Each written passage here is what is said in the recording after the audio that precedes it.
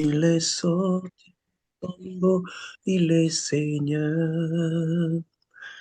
Tout genou fléchira, toute langue confessera que Jésus est Seigneur. Cri de guerre, Jésus. Cri de guerre, Jésus. Cri de victoire, Jésus, Jésus, Jésus. Nous bénissons le Seigneur Jésus-Christ de Nazareth. Vous êtes sur le plateau du Réveil international Jésus revient. Je suis votre serviteur, l'apôtre Paul, l'apôtre du Seigneur, du Réveil. Alléluia, France, Paris. Gloire au Seigneur.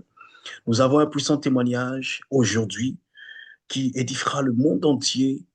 Vraiment, je te prie de pouvoir prêter oreille parce que le Seigneur veut encore arracher plusieurs de ces brebis qui sont éparpillées dans le monde. Gloire au Seigneur. Je vais lire la parole de Dieu dans Luc chapitre 15, verset 8. Quelle femme, si elle a 10 drachmes, qu'elle en perde une, n'allume une lampe, ne balaie la maison et ne cherche avec soin jusqu'à ce qu'elle la retrouve. Lorsqu'elle l'a retrouvée, elle appelle ses amis et ses voisines et dit, réjouissez-vous avec moi, car j'ai retrouvé la drachme que j'avais perdue. De même, je vous dis, il y a la joie devant les anges de Dieu pour un seul pécheur qui se répand. Aujourd'hui, nous avons une dame qui s'est repentie, qui a retrouvé son Seigneur, qu'elle recherchait, que son âme recherchait depuis longtemps. C'est une merveilleuse histoire. Nous bénissons le Seigneur.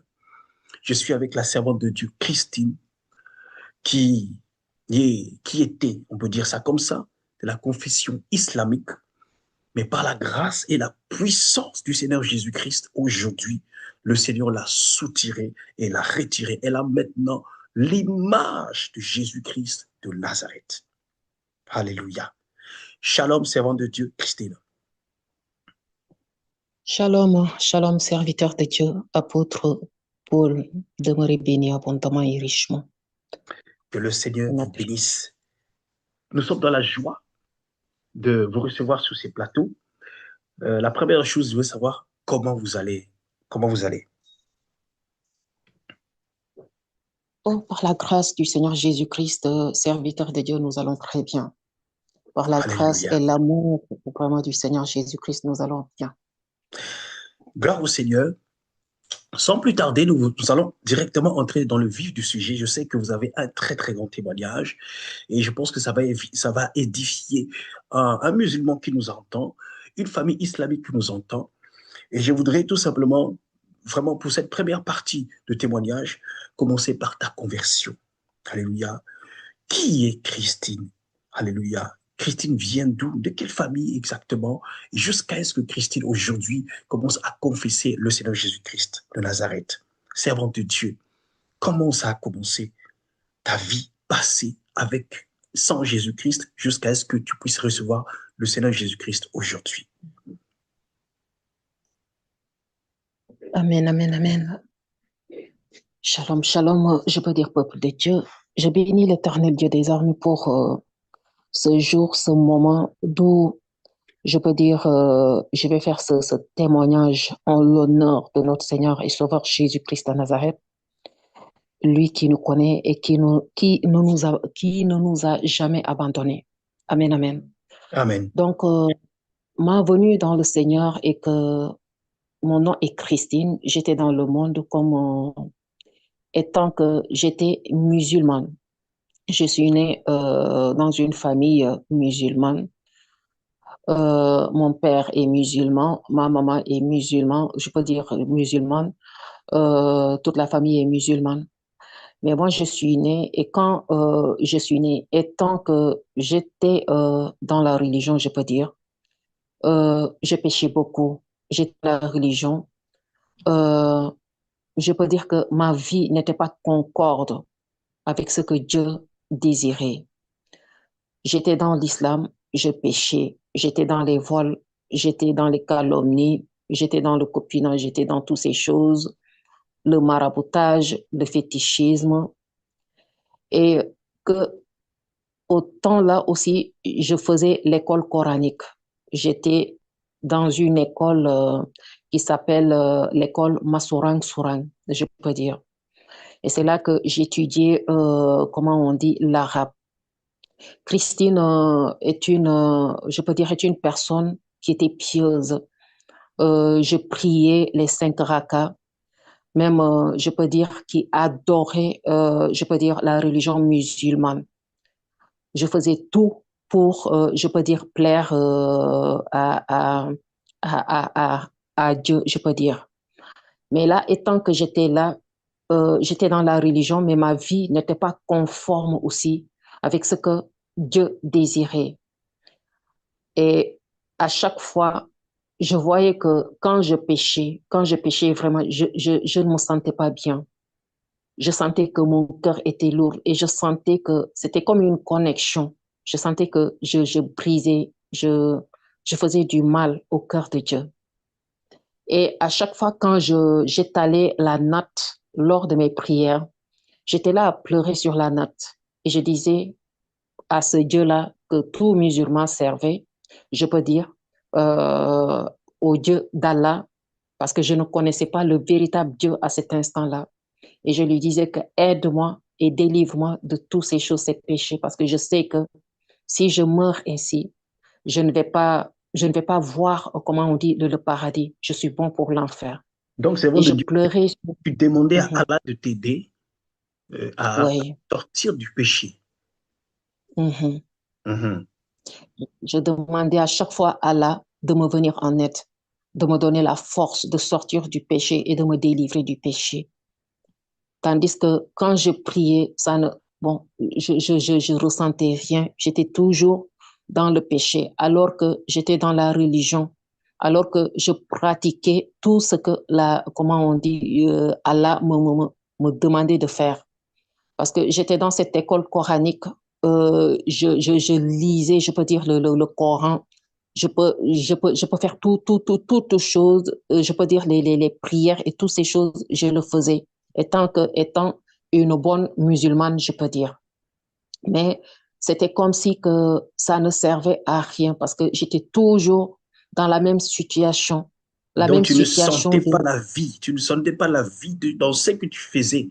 Alléluia. voilà, C'est comme si tu amen. pratiquais les choses, mais tu ne sentais pas que il y avait quelque chose de réel qui pouvait te satisfaire. Tu sentais quelque part le vide.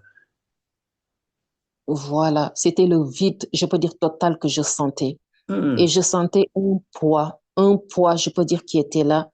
Et ce poids, à chaque fois, je sentais une condamnation envers moi. Et je pleurais à chaque fois. Je ne me sentais pas bien. Avec tous les problèmes qui étaient là, je peux dire, et avec aussi mon âme qui, qui ne sentait pas le bonheur. J'étais pas à l'aise. Je peux dire, je sentais une vide à l'intérieur de moi. Et je sentais qu'il y avait quelque chose qu'il me fallait. Mais Hmm. j'étais là à demander à Allah vraiment qu'il m'aide à sortir du péché, qu'il me délivre à sortir du péché. Parce que sinon, s'il ne me délivre pas, mon âme, moi-même, je sais que dès que je vais mourir, c'est l'enfer qui va m'attendre. Et c'est comme ça, je pleurais à chaque fois sur les nattes. Après la prière, je prenais mon livre de Coran, je lisais. Même toute la nuit, je pouvais me lever la nuit.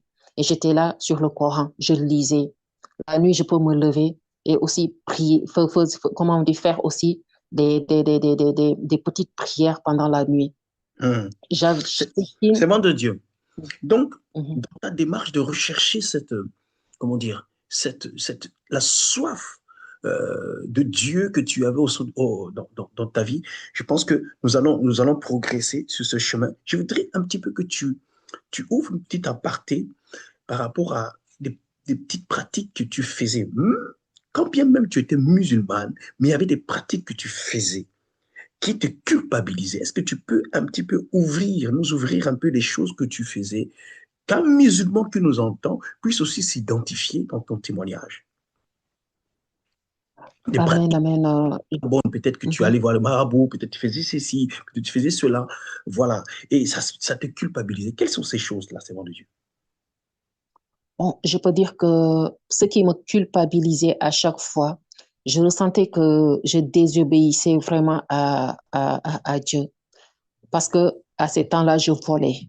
Je peux dire que même dans mon lieu de travail, il fut un jour même, j'avais pris de l'argent, comment on dit, d'un de mes collègues. Et là aussi, j'étais dans le copinage. Je peux dire, j'étais dans le maraboutage, j'étais dans le fétichisme.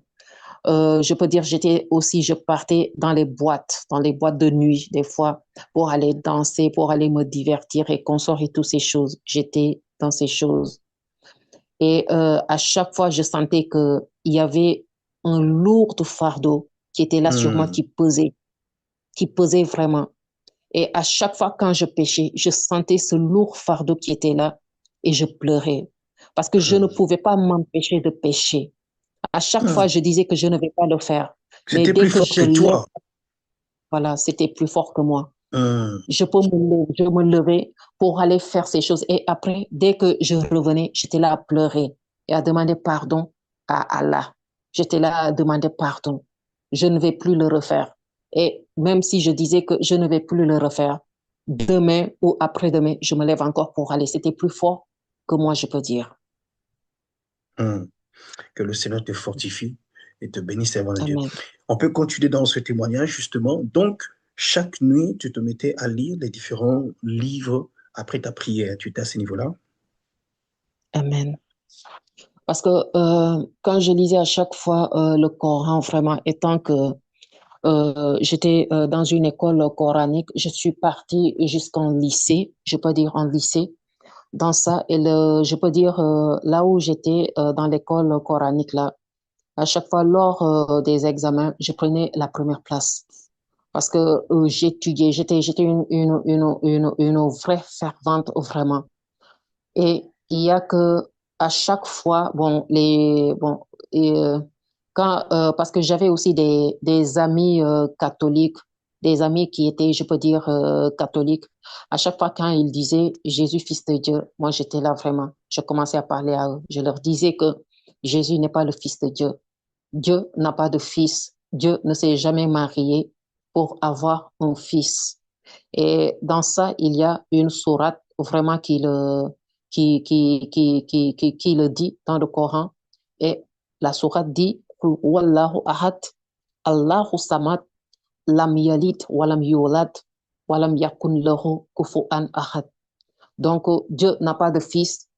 Dieu ne peut enfanter parce que nous tous, bon, je peux dire, nous connaissons que Dieu est esprit. Et c'était une guerre, je peux dire, à chaque fois dans ce domaine-là, vraiment.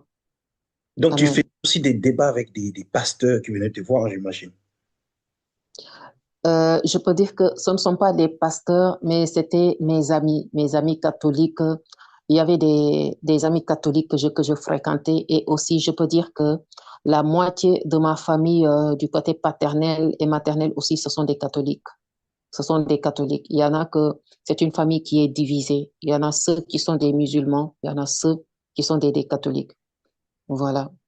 Hmm. Et à chaque fois que j'étais là, je minimisais, bon, je parlais du n'importe quoi, vraiment, bon, c'est Donc, tu ça avais un quoi. peu de l'orgueil vu ta connaissance Voilà, coranique. Hmm. voilà. J'avais une véritable orgueil parce que je me Hmm. disais que j'étais dans la vérité. J'étais dans la vérité. Et à chaque fois, même quand on me parlait, quand ces gens-là me parlaient, et quand je les voyais, je les regardais comme s'ils étaient prêts à l'abattoir, qu'ils ne valaient rien, et que c'est moi qui étais dans l'islam, qui pratiquais toutes ces choses. Hmm.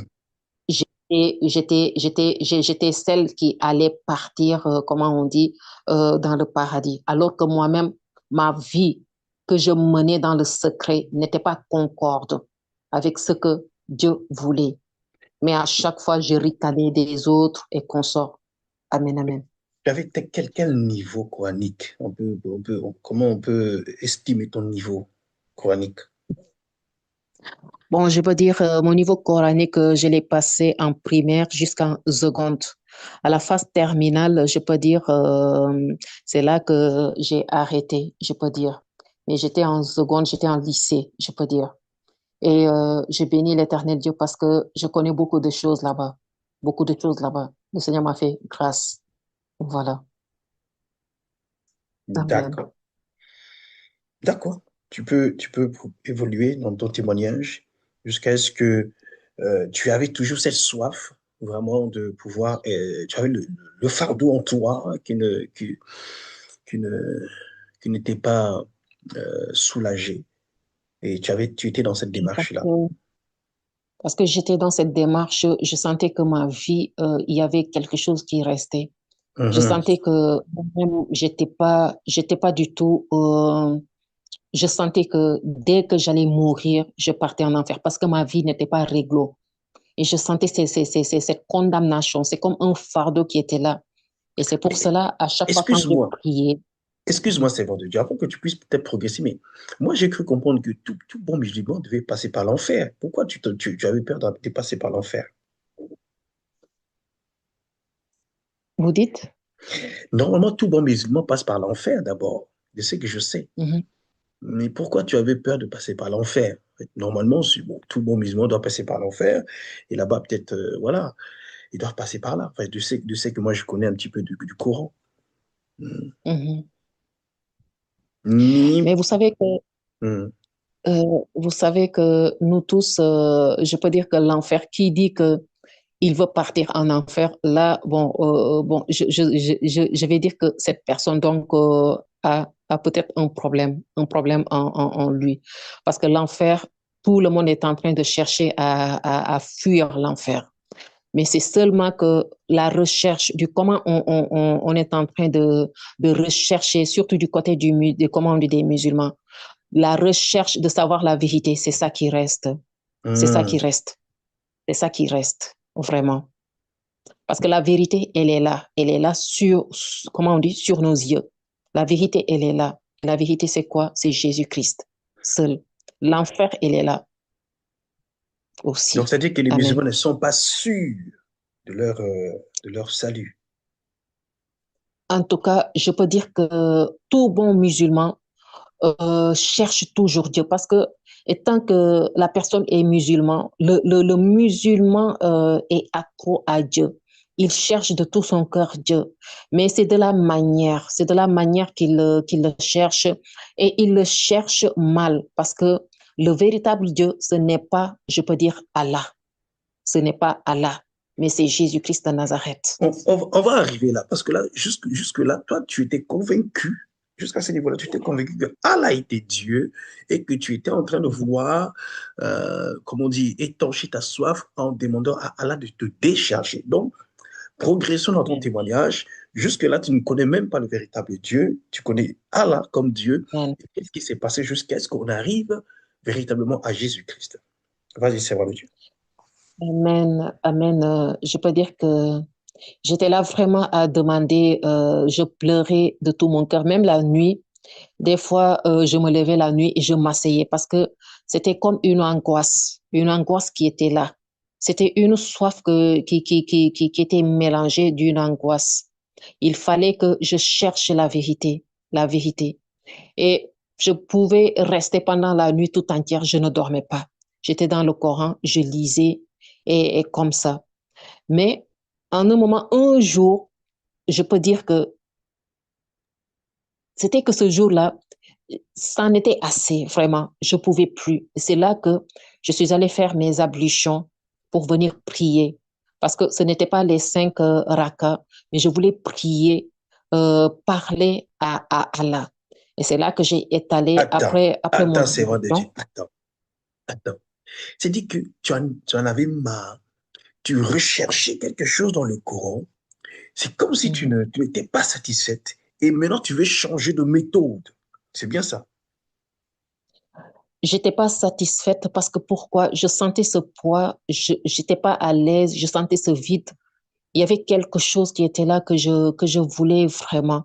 C'était que je recherchais le salut parce que je savais que Hmm. moi-même était en danger parce que ce que je ressentais, parce que toute personne qui est là, la personne c'est elle-même qui sait ce qui se passe à l'intérieur, comment on dit, d'elle. Hmm. J'étais comme ça. J'étais là vraiment à demander de l'aide. Je criais à l'aide, à Allah, je peux dire. Et je faisais des jeûnes. Tout le temps, je jeûnais. Je C'est pas jeûnais le possible. mois de Ramadan. Je jeûnais le mois de Ramadan. Même pas avec le mois de Ramadan, j'étais toujours dans le jeûne. Parce que moi, depuis à l'âge de 6 ans que j'ai commencé le jeûne, jusqu'à ce que je grandisse comme ça, je suis Depuis, toujours dans le jeûne. depuis l'âge de 6 ans, tu as commencé le jeûne. Oui. Oui, c'est depuis l'âge de 6 ans que moi, j'ai commencé à jeûner. Parce que ce jour-là, je me rappelle, c'était au mois de Ramadan. Le Ramadan avait commencé. Et ce jour-là, étant petite, je me suis levée et je n'ai pas vu, bon, la famille n'avait pas préparé le petit déjeuner qu'on sort. Et moi, j'étais étonnée parce que j'étais curieuse.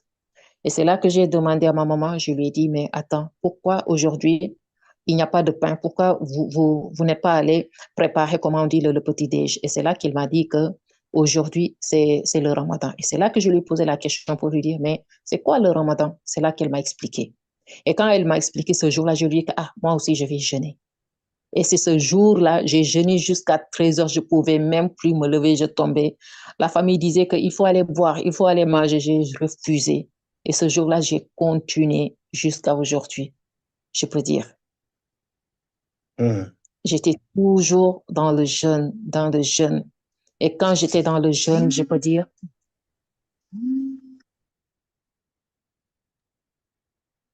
le jeûne, j'étais aussi dans les prières. J'implorais vraiment, j'étais là, j'implorais vraiment, j'implorais vraiment Allah, j'implorais de m'aider. Et ce jour-là, ça, vraiment, vraiment, je peux dire, je pouvais plus. C'est là que je suis allée faire mes ablutions et je suis venue étaler ma natte. Et j'ai prié ce jour-là. C'est Et quoi quand les j'ai prié, j'ai ablutions? dit, ah, Mhm. les ablutions, c'est une méthode que, comment on dit, que tout bon musulman, avant de prier, ce sont ces ablutions que tu dois faire. De laver les parties de son corps 3 fois, 3 fois, 3 fois, D'accord. comment on dit, de suite. Voilà. Et c'est ça que je suis allée faire. Après, j'ai étalé ma natte et j'étais là à prier. Après la prière, j'étais là par terre et j'ai parlé à ce jour-là à Allah. Moi, j'ai parlé à Dieu parce que je disais qu'Allah était Dieu. J'ai parlé à Dieu et je lui dis que je suis là à chaque fois de m'aider. Je veux sortir du péché. Je ne veux plus de cette vie qui me fatigue. Je suis fatiguée, mais tu ne veux pas me répondre. Mais quitte à ce que sache que tout le temps, je suis là à te demander de l'aide. Je crie, je n'en peux plus. Mais si je meurs ainsi et que toi-même, tu me vois ainsi, tu ne m'as pas aidé jusqu'à ce que je meure, toi-même, tu ne diras rien du tout. Tu ne vas pas dire que je ne t'ai pas demandé ou bien. Et c'est comme ça que ce jour-là, j'ai prié, j'ai parlé. Ce jour-là, j'étais sur la note et après, j'ai pleuré. J'étais là, je pleurais, je parlais à lui. Et c'est là qu'après cette prière, j'ai pris mon livre de Coran et je suis allée me coucher. Parce que j'avais l'habitude même, là où je me couche, je mets le livre de Coran à côté de moi. Et aussi, je mettais aussi des sourates, comment on dit, sur mon portable. Et ça jouait comme ça jusqu'au matin. Mais ce jour-là, quand j'ai fait cette prière et que je suis allée me coucher, ce jour-là, j'ai eu un songe. Et dans ce songe, je n'ai pas vu Allah, mais j'ai vu une personne qui est venue me parler. Et comment j'ai vu cette personne? Ce jour-là, dans le songe, on m'a parlé qu'il y a eu une de mes petites sœurs qui était décédée. Et c'est là que j'étais dans mon lieu de travail. Et quand on a annoncé cela, je suis sortie en hurlant. Hmm. Je criais, je pleurais. Comment on dit, je courais sur les routes, comment on dit, de cette ville-là où je me trouve. Je courais jusqu'à la maison. Et quand je suis arrivée à la maison, je ne suis pas rentrée dans la maison, mais j'ai contourné la maison et je suis allée tout près, comment dire, de la maison. Et en un moment, j'ai vu que le ciel commençait à pleuvoir. Il y avait les gouttes de pluie qui tombaient sur moi, qui tombaient. Et c'est là que j'étais là à crier, à crier, à crier, à pleurer. En un moment, le décor a changé. Tout était devenu verdâtre. tout était devenu verdâtre. Il y avait de l'herbe verdâtre. Et c'est là que je pleurais. En un moment, j'ai fléchi les genoux et je disais, Seigneur Dieu, pourquoi tu as fait cela? Il fallait me prendre moi avant de prendre ma petite sœur. hum. Il fallait me prendre et laisser ma petite sœur. Pourquoi tu as fait cela? Tu m'as fait du mal aujourd'hui. Pourquoi tu as fait cela? Et c'est comme ça que je disais. En un moment, je pleurais gravement. Et c'est là que j'ai levé mes yeux vers le ciel. Et j'ai vu deux cercles qui étaient sur le ciel. Et dans l'une des cercles, l'autre cercle était à gauche, l'autre cercle était à droite. Et j'ai vu dans l'autre cercle gauche une personne qui marchait dans le ciel. Et cette personne qui marchait dans le ciel avait porté une robe qui était blanche, je peux dire. Et cette personne tenait, je peux dire, si je peux dire une canne ou bien une verge, Hum. un bois, une. Et il marchait comme ça, mais quand il marchait dans le ciel, quand tu voyais la personne marcher, cette personne a une domination, je peux dire, un, un, un, une carrure, je peux dire, de roi. De Mhm. roi. Alléluia. Il, il marchait. Et quand j'ai vu cette personne venait dans le ciel. Il marchait comme ça. Et quand il est arrivé, comment on dit, comment on dit, le cercle là, il est descendu. Je l'ai vu qu'il descendait comme ça dans les airs. Il est Mhm. descendu jusqu'à venir vers moi. Et c'est là que quand il est venu vers moi, il s'est positionné devant moi. Et automatiquement, je peux dire, parce que quand je criais, je m'étais levée et je marchais, je faisais les 100 pas et je criais. Je disais, Seigneur, tu m'as eu, pourquoi tu as fait ça? Et je marchais comme ça. Je pleurais, je criais. Mais Là, quand la personne est venue, ça se fait dans le songe, c'est ça? oui, c'était dans le songe. Hum. Et c'est là que la personne est descendue jusqu'à venir vers moi, au devant de moi, là où j'étais debout. Mes genoux sont fléchis devant lui. Je suis tombée par terre. Jésus. Je suis tombée Hum. par terre et je. Mais la canne qu'il avait, ce bois, je peux dire, bon, c'est ce verge qu'il avait, il y avait des écritures qui étaient là, des écritures qui Hum. étincelaient. C'était comme du feu. Alléluia. Et la personne est venue, il s'est mis devant moi, il m'a regardé et il m'a appelé 3 fois par mon nom. Il m'a posé la question pour me dire, pourquoi tu pleures? Tu pleures beaucoup. Pourquoi tu pleures? Et c'est là que je lui ai répondu, je lui ai dit que on m'a dit que ma sœur est morte, est morte. Et moi, pourquoi Dieu a fait cela? Il devait me prendre moi, prendre ma vie et laisser ma sœur. Ce qu'il a fait, ça ne me plaît pas. Et c'est comme ça que je disais. Il a repris pour me dire, il a prononcé mon nom, il m'a dit, tu pleures beaucoup, arrête de pleurer. Ta sœur, là où elle se trouve, elle est bien là-bas. Et c'est là que il m'a expliqué beaucoup de choses. Il a parlé de beaucoup de choses. Mais après notre discussion, avant qu'il ne parte, ce qu'il m'a dit, il m'a appelé encore 3 fois pour me dire, il faut prier beaucoup.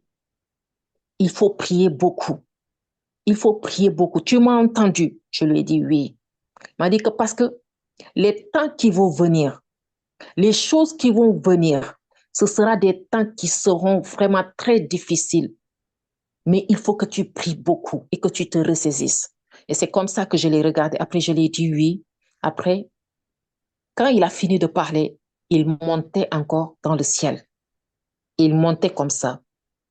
Et je le regardais qui montait, qui s'en allait comme ça dans le ciel.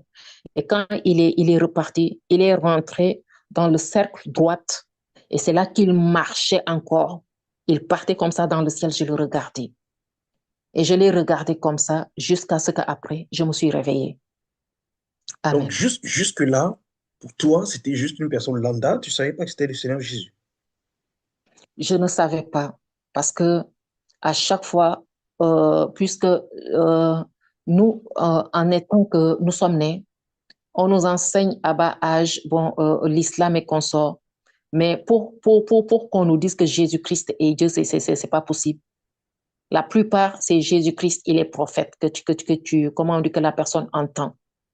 Jésus-Christ est prophète. C'est comme ça que seulement. Mais je n'ai jamais su à cet instant. Et c'était la première fois que moi-même, je le voyais parce que je ne l'avais jamais vu. Et quand je me suis réveillée quand même, j'étais étonnée de cette personne parce que quand la personne était venue, la personne, je peux dire, la fraîcheur qu'il dégageait, l'amour qui dégageait en cette personne, je peux dire, on est bien, on se sent bien, comment on dit, quand on est auprès de cette personne. Mhm. On sent l'amour, on sent qu'on est aimé, on sent qu'on n'est pas en danger, on sent que il est tout, il est tout. Et c'est Amen. comme ça, quand je me suis réveillée, vraiment, j'étais là à me poser la question pour dire, mais qui était cette personne qui était venue et que je ressentais toutes ces choses en Mhm. lui? Alléluia. Et c'est là que ça m'a permis, après, je me suis levée, je suis partie vers des imams, vers des oustas, et je leur parlais de ce songe, parce que le songe-ci m'avait touché. La personne qui était venue vers moi pour me parler, vraiment, ça m'avait touché. Et c'est là que quand je posais la question aux hommes, je peux dire, de l'islam, de la religion. Il me disait que peut-être que bon, c'est un ange qui est venu vers toi. Bon, peut-être que bon, il ne me donnait pas l'explication qui était très claire, vraiment. Mhm. Amen. Et qu'est-ce qui s'est passé ensuite? Mhm. À quel moment Après, tu as pu vraiment connaître jusqu'à ce que nous puissions arriver au point où tu saches vraiment la personne qui t'avait apparu là, c'est le Seigneur Jésus-Christ. Est-ce qu'on peut progresser? Amen. Après, quand j'ai demandé et que je n'ai pas eu de réponse vraiment, il y avait une sœur catholique qui était là et je lui ai expliqué. Mais quand je lui ai expliqué, elle m'a pas, bon, elle n'a rien dit. Je lui ai dit que moi, je veux connaître la vérité. Je veux vraiment connaître cette personne qui est venue vers moi et que je ressentais cette paix. Je ressentais cet amour envers lui, qui était cette personne. Et c'est là qu'après un jour, je peux dire, eux, les catholiques, s'y avaient un événement, comment on dit, qu'ils font chaque année. Et c'est là que la Mhm. sœur est venue me dire qu'il y a un événement, comment on dit, à chaque année, d'où il y a des prêtres qui prophétisaient, qui parlaient de la parole de Dieu, il y a des messages qui sont libérés, qu'on sort. Et c'est là, quand il m'a dit cela, quand elle m'a dit cela, je lui ai dit que bon, je vais partir avec vous parce que je veux connaître la vérité. Et c'est là que je suis partie avec eux après. On est resté 3 jours là-bas.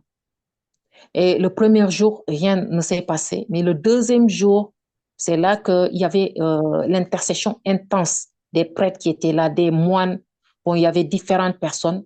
Et c'est là qu'un prêtre a parlé. Et qu'est-ce qu'il a parlé? Il a dit que le Seigneur Jésus-Christ dit qu'il y a une sœur qui est ici. Et cette sœur-ci, sa vie ne marche pas. Toute sa famille, je peux dire, ses sœurs se sont mariées, mais elle n'arrive pas à se marier. Elle est en train de se poser différentes questions parce que sa vie, ça ne va pas. Mais le Seigneur Jésus-Christ me dit de la dire que c'est lui qui a organisé toutes ces choses parce que il veut qu'ils viennent à lui afin de le servir. Si comment on dit, cette sœur devrait, comment on dit, savoir, comment cette sœur devrait savoir que ça la concerne. Elle a un problème d'arthrose. Et moi, à ce temps-là, j'avais des problèmes d'arthrose sur mes genoux. Je n'arrivais même pas, des fois, quand je priais, c'était difficile de prier, de plier mes genoux. Elle a des problèmes d'arthrose. Elle se pose beaucoup de questions et elle avait donné, bon, il avait donné aussi mon âge. Et c'est là qu'après, quand il a dit cela, j'ai su que c'était moi. Il a dit que le Seigneur me dit de te dire que c'est lui qui a organisé toutes ces choses. Parce il veut te récupérer et récupérer ta famille. Parce que ta famille n'appartient pas à cet endroit là où il se trouve. Ta famille l'appartient. Et c'est à travers toi que le Seigneur lui-même va récupérer ta famille. Et c'est pour cela qu'il a occasionné toutes ces choses afin que tu viennes vers lui, afin que tu le connaisses, afin que tu puisses le servir parce que tu l'appartiens. Et c'est comme ça que le message a été relâché. Et c'est là que moi-même, j'avais la confirmation sûre que c'est ce jour-là moi-même que le Seigneur parlait.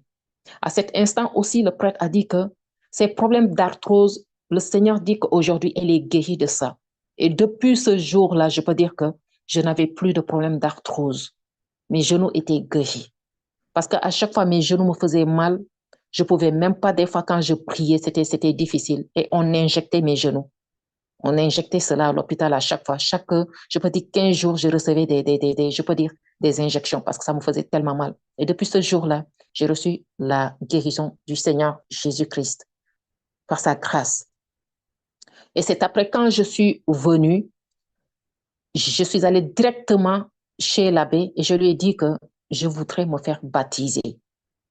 Je veux maintenant me faire baptiser. Et c'est là que, bon, l'abbé lui-même m'avait demandé que non, non, que ce serait pas impossible, que ce serait pas possible parce que je devais faire 3 années de catéchèse, bon, toutes ces choses. Et quand il a parlé cela, moi-même, j'ai posé la question à l'abbé et pour lui dire, mais abbé, tu as dit que je devais rester 3 années pour suivre le catéchisme, mais quand entre-temps, je meurs avec mes péchés. Comment je vais faire? Il a dit que, ah, donc, il n'y a aucun problème. C'est le règlement. Et c'est là que j'ai quitté là-bas aussi. Je suis retournée chez moi. Je suis restée. Et quand je suis repartie comment on dit, dans ma famille, ça a duré encore une année. J'étais là encore, j'étais retombée dans les péchés, malgré que je savais que c'était le Seigneur. J'étais là, les liens étaient là, j'étais retombée dans les péchés. Je vivais ma vie, je priais l'islam, je faisais tout comme d'habitude. Parce que j'avais aussi des doutes que ce n'était pas vrai. Il y avait une bagarre dans ma tête. C'était comme une bagarre Hmm. qui disait que c'est la vérité, l'autre disait que ce n'est pas vrai. Et c'est comme ça jusqu'à ce que j'avais continué encore dans ce que je faisais.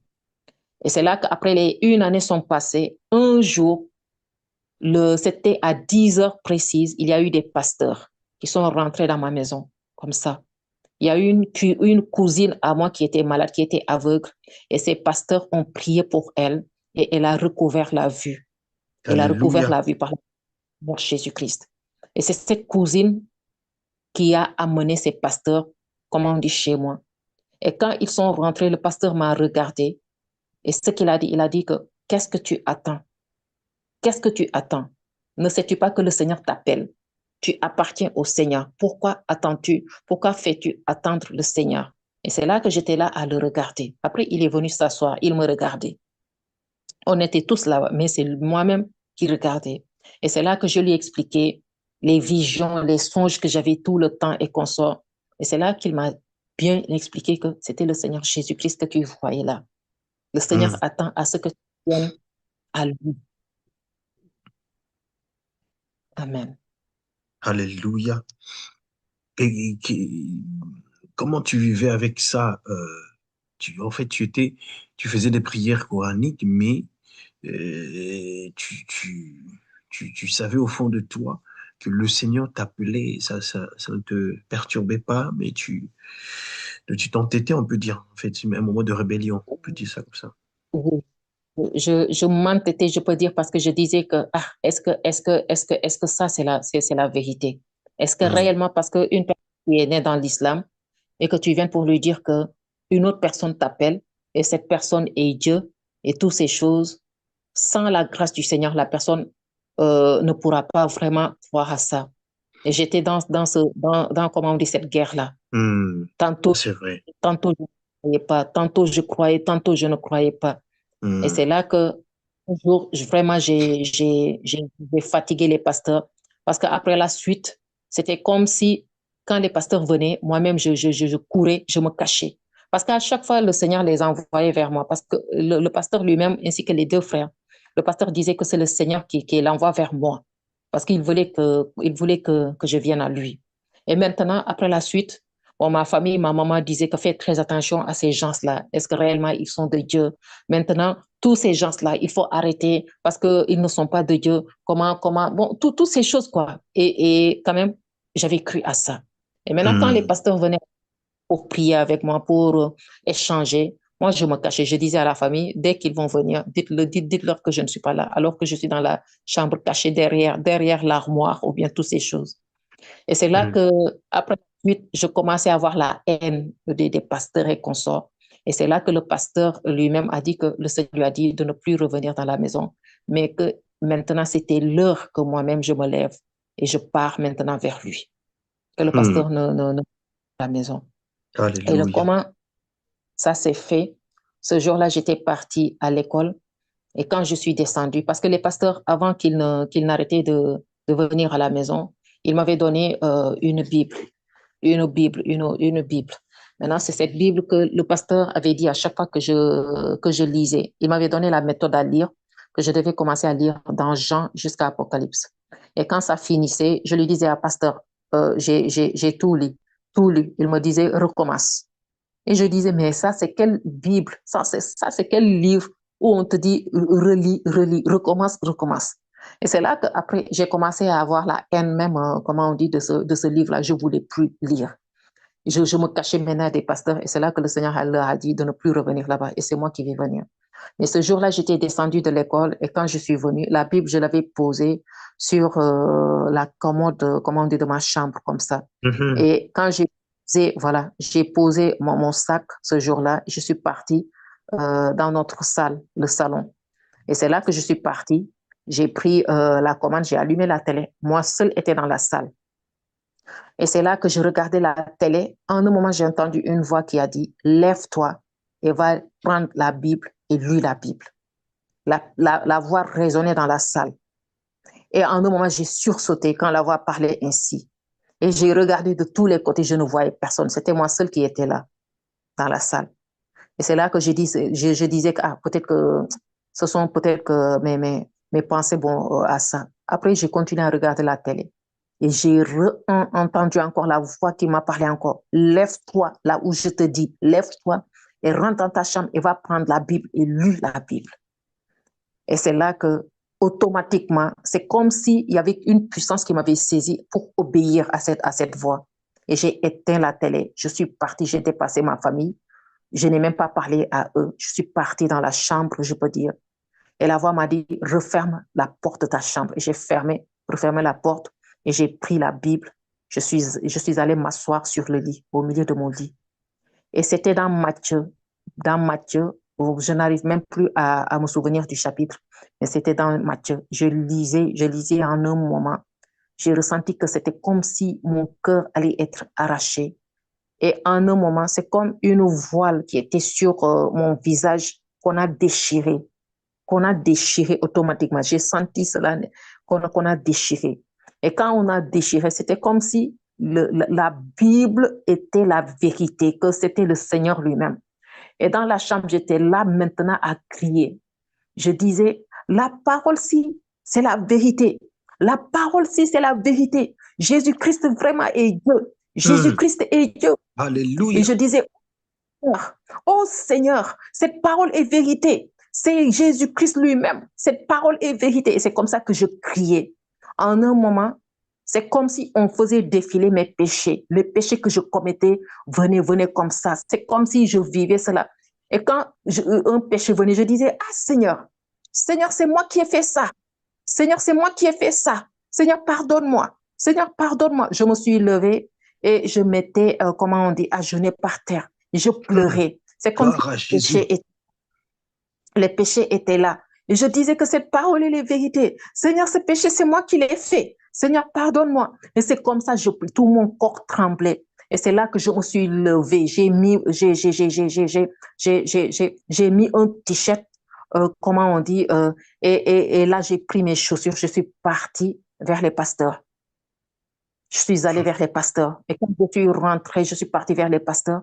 Et quand je suis rentrée avec mes pleurs, parce que je pleurais sur toute la route, je pleurais, je parlais. C'est la vérité. Jésus-Christ est la vérité. Jésus-Christ est la vérité. Il est Dieu. Il est Dieu. Cette parole est la vérité. Et c'est comme ça que je disais. Je suis rentrée dans la maison et j'ai trouvé les pasteurs. Je pleurais. Le pasteur est venu. Il m'a dit, Christine, qu'est-ce qui se passe? Et je lui ai dit que cette parole, elle est vérité.